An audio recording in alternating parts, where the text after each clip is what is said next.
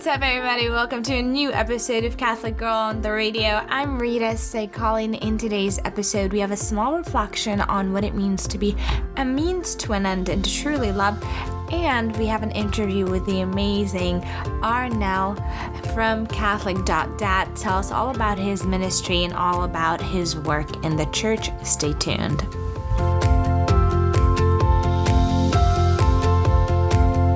This hookup culture that we live in, it's kind of hard to find true love or real love, and I think a lot of young people are struggling with this today, and really largely because of the hookup culture. Because Netflix and chill is a thing, and you don't chill Netflix and chill. In case you don't know this, so it's an issue. It's an issue, and we kind of need to talk about it, and it's like an elephant in the room. And the reason why is so many girls and so many good guys don't find the right person, or they're still struggling way into their like late 30s even sometimes, because of the way we are looking at love.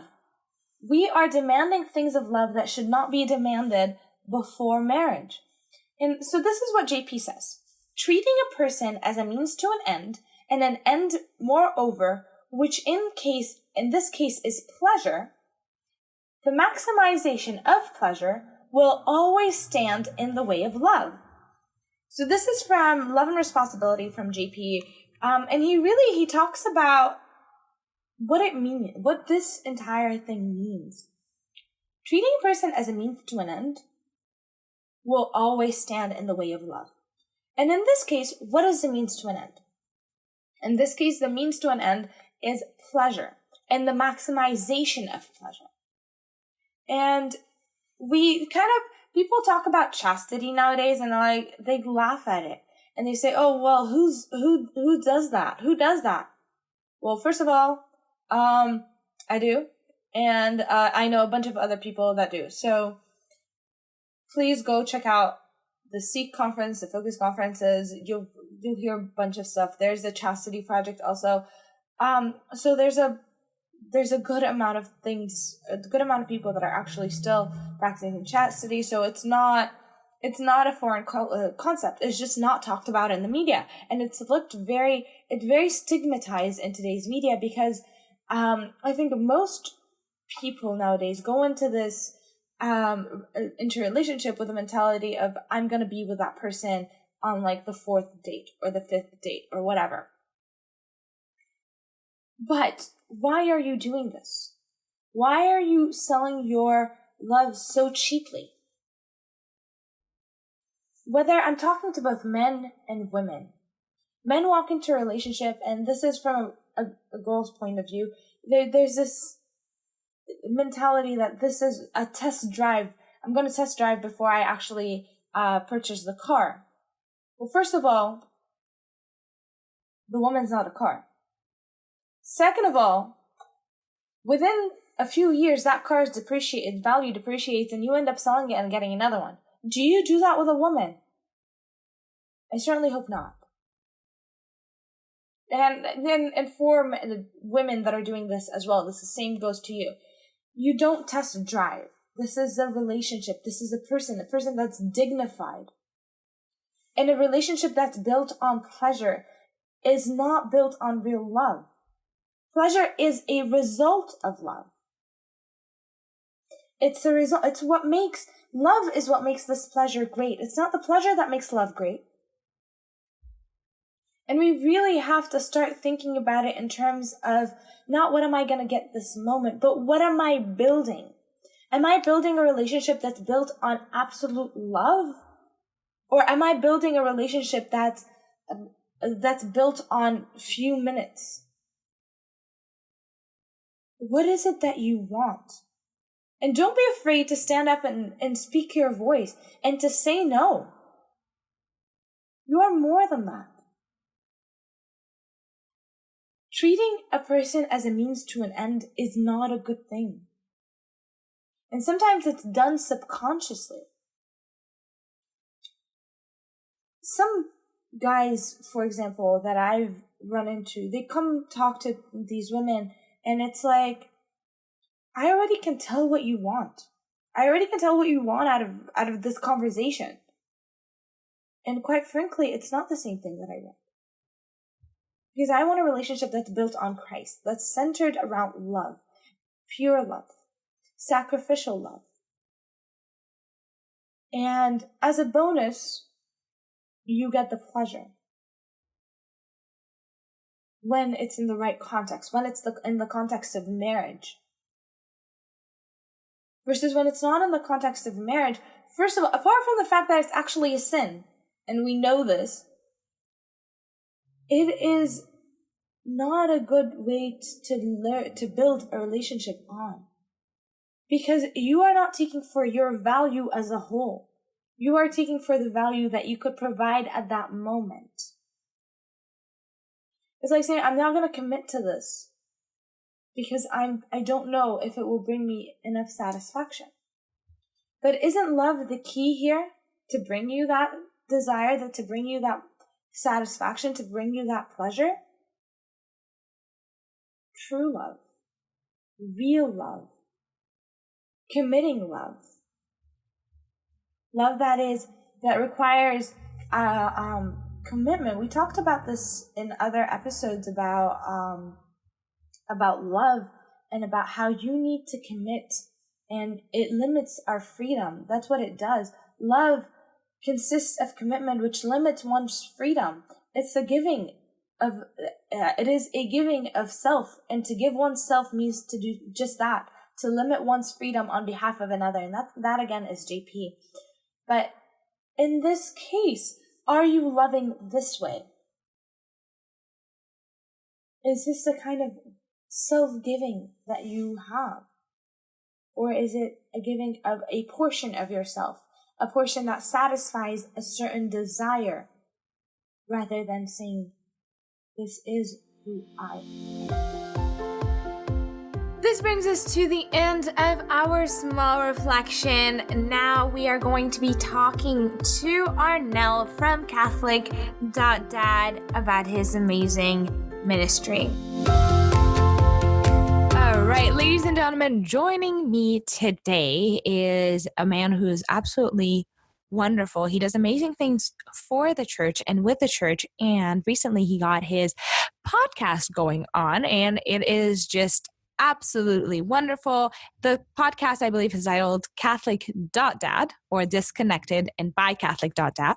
Actually, we dropped it. It's just Disconnected. Ah. Yeah, because we were going to introduce it to be able to, if it was just Disconnected with Catholic.Dad, then it was always going to end up being me. Okay. But the concept of being a missionary, you should do missionary work for 2 years. And so hopefully in about soon, we can hand off the Disconnected podcast to somebody else. Oh, I like that. Okay, let me start again then. Yep. All right, ladies and gentlemen, joining you right now is a wonderful man who's done a lot for the church and with the church, especially with the youth, which we really need today. And currently he has his own podcast, which is called Disconnected, and it's super exciting. We're going to hear all about it from the man himself, Arnell Recio. How you doing, Arnell? I'm doing good. Thank you for having me, Rita. This is exciting. No, I'm super excited for you to be here. So tell me a little bit about what you do. Well, I'm a full-time, what we call an EAP coordinator for Patton State Hospital for the, their forensic, it's a forensic hospital. So I listen to employees. I'm a confidential employee. So they tell me their problems and I find them resources. But for the church, for the past 8 years, I was the youth ministry coordinator. I always say that I was never the youth minister.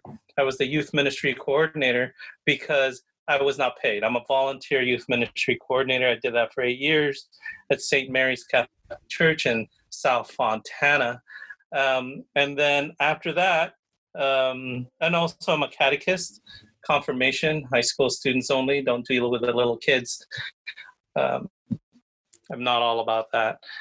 And after deciding that, youth ministry, the young people were ready to take over, I decided to stop. And then some young people said, well, what are you going to do?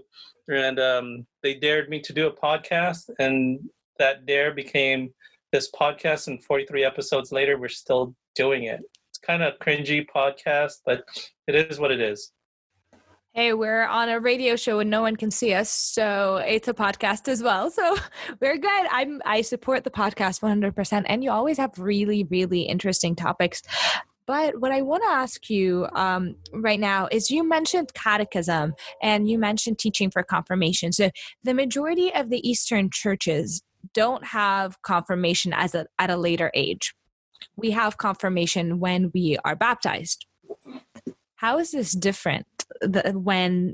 How is teaching them their faith at such an older age different, do you think? You know, I have mixed emotions with regards to that. I do believe that I was also confirmed very young age. And if I didn't have parents who were adamant about me continuing learning my faith, I would probably have been lost. I agree that confirmation should be done a little bit later as an education and teaching them. I just don't think that it should be that late in high school. I do believe that it should be somewhere in middle school, but that's just me. I have a great time with my confirmation class because I love teaching. I love sharing my faith, and I love challenging young people to be better than themselves, or to expect more from themselves. I tease them, or they tease me, and because they say that my confirmation class is the AP confirmation, because I do give homework, and I give summer homework, and I give assignments extra, more than what the book says, because I have issues with some of the books. I think we don't challenge our young people enough with our confirmation program. I think it's remedial. I think there should be more. But I do agree that our young people, because they don't go to schools anymore where faith is taught, where religion is taught, that they need something to continue to learn more about their faith. What's one topic that always comes up, or many questions come up regarding that topic with the kids? What do you mean with regards to religious education? Yeah. So if you could narrow it down to one or two questions that these kids come up to you and they ask the most frequent question, what would it be? From why do I have to be here? Yeah. This doesn't even make sense to me, or I don't even want to be here. I don't even believe in God. My parents are making me do this. Mm-hmm. The fun stuff. The fun stuff. A lot of the times the kids don't have questions. I'm gonna be honest. The kids go in there like zombies. They don't have a question, and you have to drag it out of them. It's later on when they get involved and they get interested that I can ask a question, that this faith is about me, that they have many questions, and each person is different. I have this one student named David, who's constantly asking questions. What does this mean? What does this mean? What is viaticum? I read this. And those are people who are exploring their faith. Mm-hmm. I always tell people that 2 years of confirmation program, they will never get everything. You don't end up with a degree after 2 years of confirmation. You don't learn everything. But what I hope with regards to my confirmation class is that you plant a seed so that they continue on exploring their faith. And what's a great thing with regards to confirmation programs that has a really vibrant youth ministry is that you can then send those youth to serve in ministry so that they can live out what they're learning and learn more. Because guess what they're doing when they're in youth ministry? They're experiencing it, they're teaching it, and they're going out in the world, and they're actually getting to evangelize. God forbid we show them how to actually do that. You know, So do you think that the church is lacking today in youth ministry programs in good? Because I do, for example. I think the church needs to work very hard on making sure that the youth are involved, making sure that they're not just getting carried away by the world, and opening up taboo topics to be things that we speak about in church, because otherwise they're going to learn the information somewhere else and they're going to learn it incorrectly. And those are my thoughts. But what about you? What do you say to that? I think they're doing more than what they did when I was in high school. I think, I know and I believe, and my high school years was in the 80s. That's when youth ministry, the way that we see it today, started happening. Actually, 88. After I graduated, then everything started happening, and things like this started happening, where there's actually youth ministry and the church actually looking at it in youth ministry. Actually, it was, I believe, 1977 when the church decided that they were going to renew the vision with regards to ministry. And there's actually a really cringy book that's passed out. It's called Renewing the Vision of Youth Ministry, and how to look at youth ministry and how to do it appropriately. Because prior to that, in the United States, youth ministry usually was for people who were kids who were troubled. It was like boxing clubs, Catholic boxing clubs started in Chicago, and kids would hang out there. And that's how it formed. But right now, I believe that youth ministry is more vibrant, but still lacks, because as with anything, it is the last thing that gets budgeted. It's the last. We did 8 years of youth ministry at St. Mary's. I did 8 years of youth ministry at St. Mary's. Zero budget from the church. Everything was financed. Why do you think that is? Well, for our church personally, I can't speak for other churches, but for our church is a missionary church. We only have 4 employees, and that includes 2 priests. So everyone's a volunteer because we just don't have the funds to do it, and I understand that. In my own household, if we can't afford something, it's the kids who go without. We still need to have electricity, we still need to have insurance, things like that. So those things I understand. The only benefit that we had was we had a really great community that was very supportive and would donate. And that's where people who want youth to learn and want vibrant youth ministry have to put their money where their mouth is. They got to support. And then I think St. Mary did, specifically St. Mary's youth group stood out to me, even though I wasn't involved. But I got to see from the outside, and it seemed like the most vibrant youth ministry around in that area. And I have to attribute that also to really good leadership, because there are certain churches that may have the funding, but they don't have the numbers that St. Mary does. So. Well, one of the things there is, St. Mary's has 2 youth groups. I have to say that. We have a Génesis Adolescentes, Jóvenes Adolescentes, which is a Spanish group. They're 16 years old, have been vibrant. St. Mary's high school ministry, Life Teen and Edge, is 8 years old, going on 9. I think we're 9. But I think it's so vibrant because we had a need and we had a lot of volunteers. And we hunted them down, As our core team would always say, none of them actually ever said yes. It was just the fact that I wouldn't stop asking them until they said yes.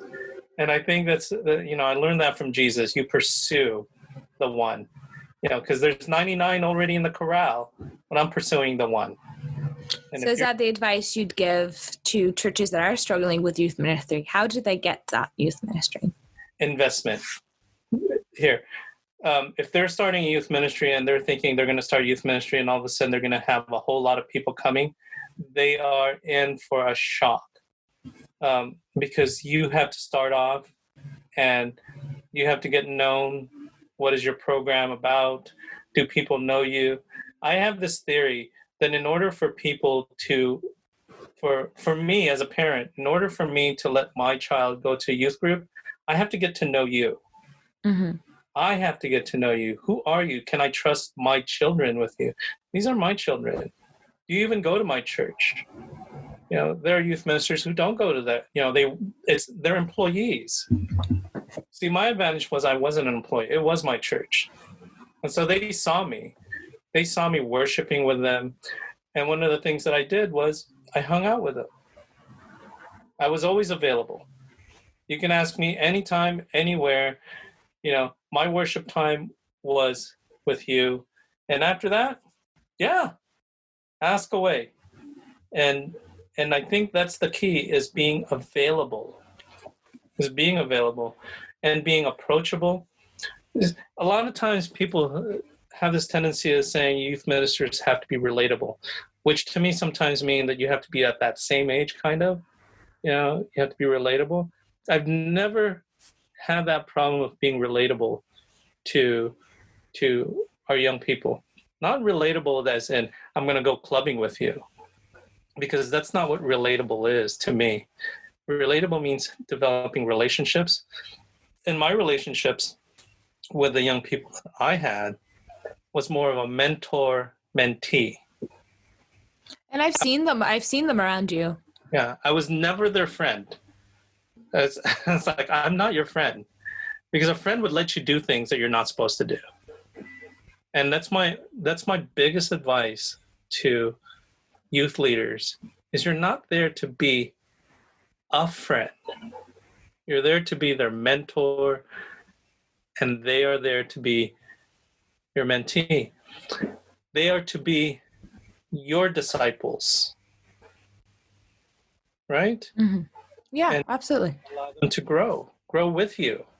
And I've learned so much from the people who've gone through ministry. They're wonderful, and I think you're absolutely right in saying that. And I've seen the kids around you, and I've seen how they look up to you, and how they will literally look for you in the crowd, and they just ask me, "Where's Arnell?" So that they can actually come and seek your advice, and it's worked. It's been, I think, a great pleasure for a lot of these kids, and my suggestion is, or my thought is on youth ministry, is that it really requires someone whose heart is in it. Mm-hmm. Because I think that a lot of people, say, okay, we're going to start a youth group, but the youth group leader, their heart isn't there. And their heart isn't in the faith. I had someone not too long ago, I was talking about theology of the body, and they're like, why don't they teach this at church? And I was like, well, there's so much beauty. And then I think it's because, the heart, the knowledge may not be there for one, but the heart isn't as dedicated as it is because, they consider, this is volunteer.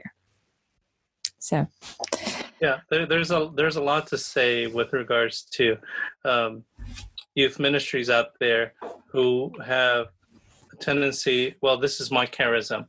I'm more of a theology of the body kind of youth minister, or I'm more of a social justice kind of youth minister, or I'm more of a sacramental type of youth minister, and that's what I focus on because that's what I'm comfortable with.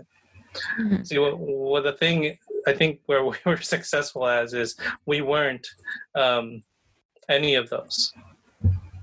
We weren't any of those. This isn't my forte. This isn't my forte. This isn't my forte. So what we did was, let's just do it all. And let's find people who are capable of doing that. And let's invite them. And let's find people who are good with that. I mean, Victoria, great with social justice advocacy. You got Sarah, great with regards to theology of the body. And so there's all these people, and you have to identify as a youth leader. What are the charisms of the people who are working with you? What are their charisms? And allow them to be the leader and to lead the way and to find out, and be present. I mean, there's something to say with regards to consistency and being present. Someone asked me, what was the most successful thing that you guys did? Having consistently every single week, the kids knew that we were going to have a youth night. Not every other week, not once a month, not when we wanted to, but every single Saturday, every single Wednesday, the kids knew there was something happening. The parents knew there was something happening. And it was consistent. See, in a busy world, as a parent, I need to make a schedule. One kid said to me is, the reason why I like going to youth group, and he said, honestly, it wasn't about God. It wasn't about God. I didn't come for God. He said, I came because it was the only place where I can be myself, where nobody expected me to be this person at school or this person at home. It was where I can be me, and nobody had any other expectation except for me to be me. And it just happened that God happened to be there. So who did that person see God in? It wasn't in the theology of the body teaching. It wasn't in the sacramental teaching. It wasn't in the social justice teaching. It was that person saw Christ in the people who were there. Mm-hmm. Became their friends, and now he's a youth leader. That's Go beautiful. figure. Right. That's hopefully the point. And I think when other churches look at this, or when the people maybe who are listening say, okay, well, we want that. And that's something as a community, I think, like as a greater Catholic community as a whole, that we need to work on. I think there should be somehow of some way of collaborating, or maybe like an idea board that you can post online, like this worked for my youth and this didn't, and have people kind of, because as someone who doesn't know, that's getting volunteered into youth ministry, because I think a lot of people end up as youth minister because there's no one else to do it. That's me. And right, and then you have to reinvent the wheel. Mm-hmm. And it's very, very hard and overwhelming for that person. I think there's a lot of people that don't want to take on that responsibility because they don't know how. So I think maybe as a Catholic community, we should look into how we can collaborate together and be connected. Disconnected. That is actually happening right now. You know, when I started, I had a really hard time finding assistants. And you would think, you know, when you're thinking youth ministry and you're going to do youth ministry, and you belong to this big diocese, you would think, who would I go to, right? Who would I go to? You'd go to the diocese, right? You'd ask the diocese, okay, how do I do this youth ministry thing? And the diocese is supposed to tell you and guide you, right? But they don't. Well, 8 years ago, they didn't. But now, in working, and when I started, I said, this got to be better. We got to improve this. And I did. I worked hard with regards to how can we make this better for a community. And it's not perfect, but it's better. And it's a whole lot better. You know, Edgardo Juarez, I think that's his name. He's the director. They changed the name of the group to the Ministry for Young Catholics. I always tell people who ask me, where do I start with youth ministry? I say, contact the diocese, because they now are able to guide you to resources, not necessarily resources, oh, you need to do this, this, and this. They'll guide you to resources, what you should read. And better yet, they'll guide you to the resources of a youth minister or youth ministry coordinator who you can connect with, because your community is just like their community. So here's my thing. Sometimes you get matched up in a vicariate that just doesn't fit you. And so, for example, if it was St. Joseph, you kind of want to be matched up with another community that has similar needs that you, so that you don't have to reinvent the wheel. And we're talking about St. Joseph the church, not St. Joseph the... Yeah, St. Joseph. Yeah, St. Joseph, which is another church in Fontana. Another parish, and they connect. They have meetings bi-monthly meetings with youth ministry coordinators so they can connect. They have these activities, but I always tell people, connect now with the diocese. Ask them, because they'll also tell you what are the requirements, the safe environment requirements, because you can't just start youth ministry without actually making sure that, one, the children are protected, the person who's doing the ministry is protected, and above all, because we're in California, we're a very litigated state, the church is protected.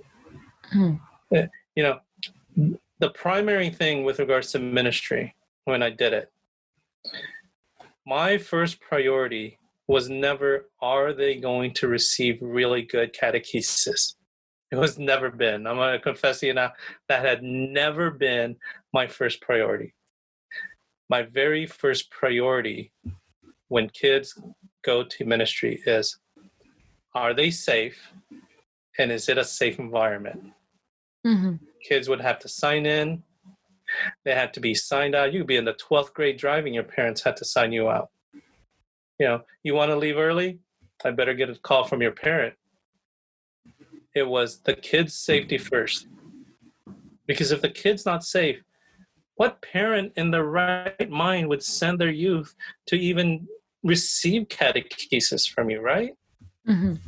And then the other thing is, youth ministry is not simply catechizing the youth and giving them a great program. It's catechizing the parents to get them involved. Because once the parent is involved, you're home. Because they'll do everything else. They'll do the fundraising, they'll buy the pizzas. I mean, look at me. I started weighing 165 pounds. I weigh 230 pounds now. That's a lot of pizza. That's a lot of parents who provided support. So I could say youth ministry got me fat. Blame the youth ministry. I think that's always the right thing to do. Do you think that there is something that, from what you've seen, that particularly stops kids from wanting to go to youth ministry or from wanting to be part of the youth group? Parents. Wow. Okay. How? It's too much of a conflict. Their lives are busy. They have sports. I mean, they already go to here's a parent. Well, they already go to confirmation. Why do they have to go to Saturday? I mean, they can watch that on TV. We're really busy. We have a party to go to. We have a family event, things like that. Oh, they have a game. Parental involvement, parental buy-in. If parents would buy in, we'd be a little bit better off. That's one thing. I made my kids attend every single youth ministry night. My kids tell you, the first 2 years they hated it. They didn't want to go. One, why would you want to go when your dad's the youth ministry coordinator? It's like, what is it that he's going to say that you haven't heard before, right? So my children hated it. After a while, they loved it. They're super involved right now. You ask them why they loved it, they'll say, well, we didn't have a choice. We were going to be there anyway, so might as well make the best of it. That's what I tell parents. If they know they have to be there anyways, they're going to make the best out of it. Every single one of the kids who participate, with the exception of probably one, didn't want to be there. They stayed because they started enjoying it. They started making friends. They started relating with other people who are also there. And as that other kid who said, it was a place where I can be me. I think one of my friends, to relate back to that, one of my friends, when we were younger, we'd go to the Maronite youth groups. And one of my friends said, who is now has an amazing relationship with God. She's always praying. She's always at church. And she said to me once, I didn't care about church. I went because you guys were there, because my friends were there. And I think you're spot on. If these kids start to say, oh, well, there are other kids here, I could have fun with them. And if there's consistency in coming, then these kids are always going to be there. That's right. You know what I mean? Like sometimes you go to youth group meetings and there's literally no one. They're like, okay, well, they can leave. Why can't I? Mm-hmm. But if there's consistency in coming, then things will change. And I think it really influences who that person becomes after. One story, a little of a plug-in. One of my favorite things about going to UCR, which is University of California, Riverside, was the Newman Center.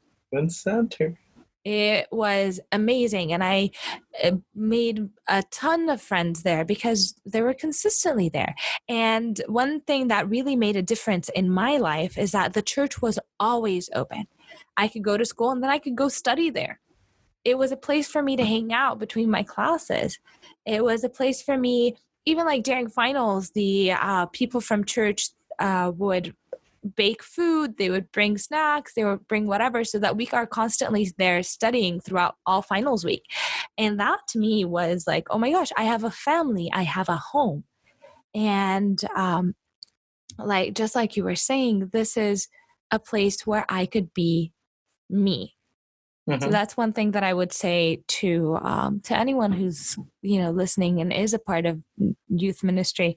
And I think churches being open is a big deal. Right? Like, when have you ever seen St. Mary's not open, except for this COVID thing? No. It's practically always open. It's the only church that's always open. I think they should also have a place for the kids to hang out. Mm-hmm. Like, instead of the kids going off after school and doing some random stuff, if they wanted to, they could come to school. Like, at the Newman Center, they had Netflix, they had a huge TV, they had a pool table, and they had like food, they had everything, right? And on the other side, they also had Bibles. And then you'd walk through the corridor and you'll see, there's a youth meeting on Monday, or there's this at that time. And subconsciously, it's a place where they can call their own. Yeah. And subconsciously, people, I think, would start coming to these events because, well, it's right there and I see it and I'm comfortable here. One of the things that is important is that they feel welcome, that I can be me. But I think why I need to add is the key to a successful youth group is making sure that it is Christ-centered. One of the things that we initiated first on, that our youth group was always going to be Eucharistic-centered. And that's very important because there's a lot of really beautiful youth groups out there that have a lot of stuff. And they wonder, how come I can't get people to volunteer? How come this? And, my kids aren't staying. Because the youth group that's there currently, and what we've done is it was never there to entertain you. It was never there to provide anything more than God. Because here's the thing, if you've seen St. Mary's and you've seen St. Mary's, we have a youth garage, which is a converted garage, which is literally a storage room. I mean, where we don't have Wi-Fi. We don't have projectors. We don't have computers. We don't have anything. We don't even have AC or heating. But people come because first on, we said, there is nothing we can provide here in this church that they don't already have at home. They have better stuff at home.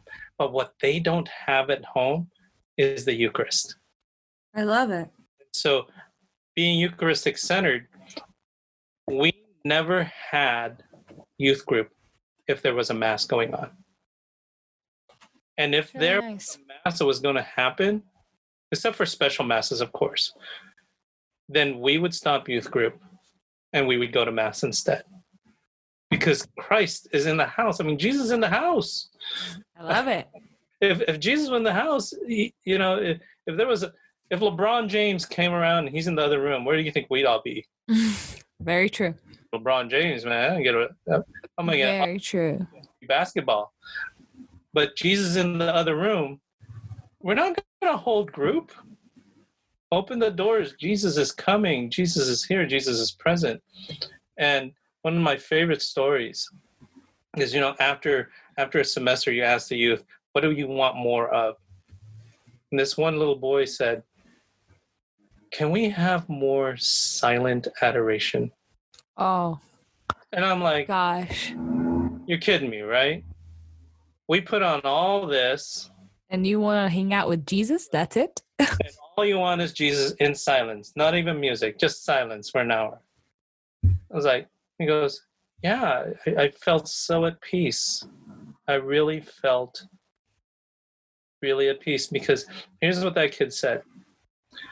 His life is filled with noise, day in and day out. And at that moment, when you had silent adoration, the silence was deafening. And I can focus on the one thing that kept things silent, and it was Jesus on the altar. And he was so 100%. I can never say enough about adoration. Never enough words.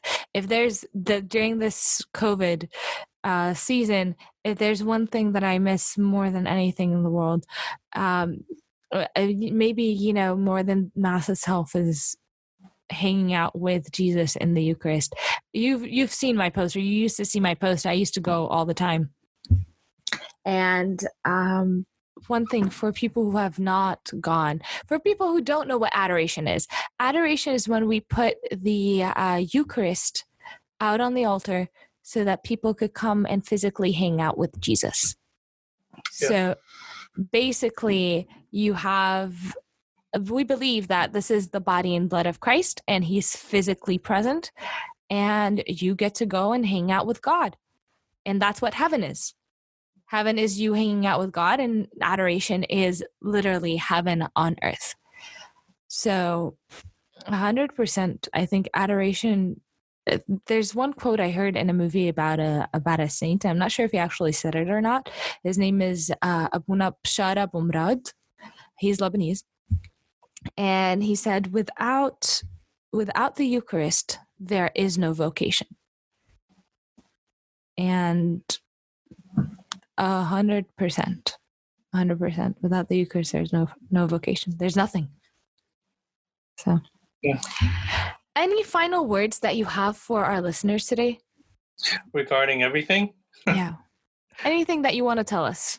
I would say that if you're going on tackling, and if you're looking for a ministry to do that's worthwhile, consider youth ministry. Because the young people of our faith need people to be there. You don't have to be a theologian. You don't have to be completely, even completely 100% secure with your faith. You'll learn that along the way. You'll also, by your presence, exhibiting Christ. I learned so much more from the youth that I served than I think they got from me, because they were honestly present to me, and I try to be present with them. There are youth that I've hurt. There's youth who've hurt me, but that's life. But again, if you're looking to serve Christ in the church, you got to serve in ministry, because it is so hard to find volunteers. Everyone's answer is, I'm busy. I'm too busy. You know what? So is everybody else. I think people are afraid to make a commitment. Mm-hmm. And I think when you commit to something, it's a big deal. You don't want to back out of it, and they don't realize how beautiful it is to actually serve God. Yeah. And kids are fun, they're annoying, they smell, but they are fun, because if you want to see true faith, look at how a middle schooler, a high schooler who's struggling with what we feel is just something so lame as, oh, your girlfriend, your boyfriend just broke up with you. Oh, get over it. They're genuinely looking for Christ right there. And just the blessings and opportunity for sainthood. I have this thing that I always say that be blessed and be third. Be third means if you want to have joy, it's Jesus first, others second, and you third. You third, because if you want to get to heaven, you have to be a saint, because there's no other option for you aside from the other place. And if you want to be a saint, you got to do some stuff. You got to be made holy. And in order for you to be made holy, Saint Teresa of Lisieux said, it's those little things. I'm going to take these little things, these little opportunities, these graces that God provides. Guess what? When you're doing ministry, there's so much grace that's being provided, from the thank yous, from helping a kid answer that algebraic, question that they had, or praying for them to pass a test that they didn't study for and they did, and they atone it to your prayers. Take it. I was like, oh yeah, that I performed a minor miracle right there. But just the joy that exudes from them, that simple appreciation. I guarantee you, working with adults in prayer groups is not as enjoyable as working with young people, because their faith is just like a child, because they are children. Their faith is pure. It's pure, and that's just so beautiful to see.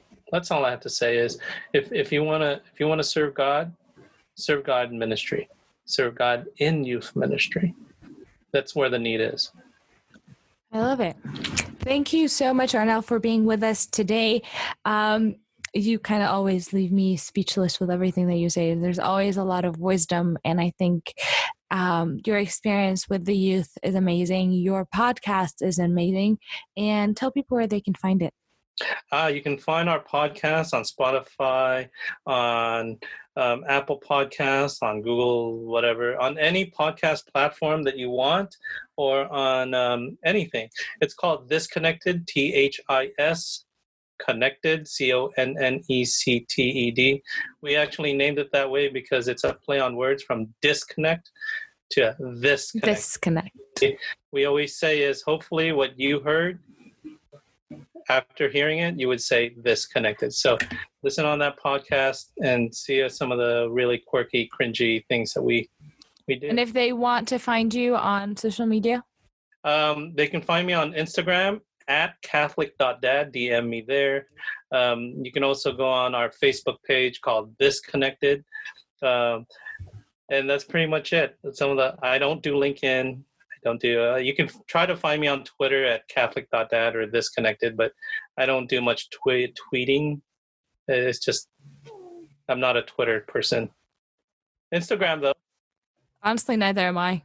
You'd think I would be, but I am not. I really never have a short thing to say. It's always more than the characters.